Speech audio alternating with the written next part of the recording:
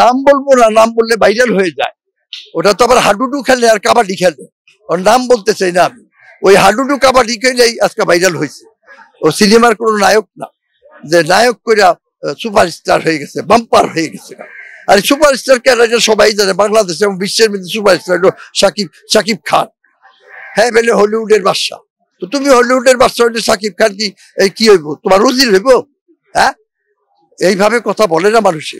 তুমি আগে তোমার যোগ্যতা প্রমাণ করো, তারপরে সবকিছু হবে। তুমি গত নির্বাচনে সমস্ত দোষের মূল কারণ হলো তুমি সমস্ত কিছু বিনষ্ট করেছো। সিনিয়র প্রযোজকদেরকে ঢুকতে দাও নাই, সিনিয়র ডাইরেক্টরদেরকে ঢুকতে দাও নাই। তুমি নুজাতি ডাইরেক্টর নুজাতি ওর সাথে মিশে তারপরে এই সমস্ত কাজ করেছো, অন্যায় করেছো, ভুল করেছো। তার প্রতিশ্রুতি হিসাবে তুমি 184 জনের ভোট বাতিল করেছো, ভোটাধিকার থেকে বঞ্চিত করেছো। তার মধ্যে 19 জন স্ট্রোক করে মারা গেছে, খেলা না, 19 জন স্ট্রোক করে মারা গেছে। পরবর্তীতে আমাদের এই নিপুণ আক্তার, ইলিয়াস কাঞ্চন ভাই, তারা কোর্ট থেকে 107 জনকে বের করে নিয়ে এসছে। এর মধ্যে 19 জন স্ট্রোক করে মারা গেছে, তার জন্য দায়ী কে? তার জন্য দায়ী হলো তুমি, মিস্টার জায়েদ খান। তুমি দায়ী এর জন্য, মনে রেখো। এর সাজা হিসাবে তুমি দেখো এখন কি হচ্ছে। তুমি 184 জনকে বাতিল করে দিচ্ছ, এবার তোমার সদস্যপদ বাতিল হয়ে গেছে। এখন বুঝো, এটা তোমার অভিশাপ পড়ছে, তাই তুমি সদস্যপদ তোমার বাতিল হয়ে গেছে। তুমি নির্বাচনও করতে পারবে না, এমনিতে ঢুকতেও পারবে না। যাই হোক, নির্বাচন হচ্ছে, নির্বাচন সুন্দরভাবেই হোক, এটাই আমরা চাই।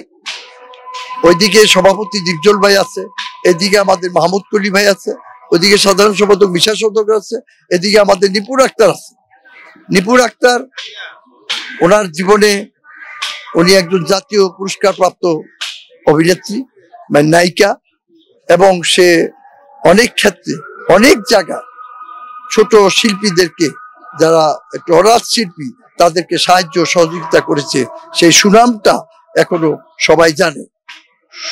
কাউকে সাহায্য করলে বলতে নেই, মানুষকে দান করলে ডান হাতে দেবে যাতে বাম হাতও টেন না পায়, এটি হলো নিয়ম। কিন্তু আমি যদি দিয়ে ঢোল পিটাই, আমিও মুক্তি এটা দিচ্ছি, আমিও মুক্তি এটা দিচ্ছি, তাহলে আপনার দানটা গ্রহণযোগ্য হবে না। আপনাকে আখ্যায়িত করা হয়, আমরা জানি সেটা দীর্ঘ একটা বর্ণিল চলচ্চিত্র ক্যারিয়ার। এখন দাঁড়িয়ে যদি পিছনের দিকে একটু তাকাতেই বলি, সব মিলিয়ে সংক্ষিপ্তভাবে কি বলবেন আপনি চলচ্চিত্র ক্যারিয়ার নিয়ে? এই চলচ্চিত্র জগতে আজকে 4 যোগ 48 বছর, 500 ছবিতে কৌতুক অভিনয় করেছি। এখন আমাদের নির্বাচনের সময়, আগামী 19 তারিখে নির্বাচন হবে। সেই নির্বাচন নিয়েই দুই পক্ষ খুব হই উল্লাস করছে, আনন্দ করছে। এখন দু দলের মধ্যে হার জিত তো অবশ্যই আছে। এমনও হতে পারে এখান থেকে সভাপতি আসবে, ওখান থেকে সাধারণ সম্পাদক আসবে, এক প্যানেল কেউই যেতে পারবে না। তো এইভাবে নির্বাচন আমাদের হবে। তো নির্বাচন সুন্দর হোক, সেটা আমরা চাই। গত নির্বাচনের মতো যাতে কোনো ধরনের গোলমালের সৃষ্টি না হয়, কোনো ধরনের কোনো সংঘাত না হয়, সেটাই আমরা আশা করব। নির্বাচনে ভোট দেওয়ার জন্য এবং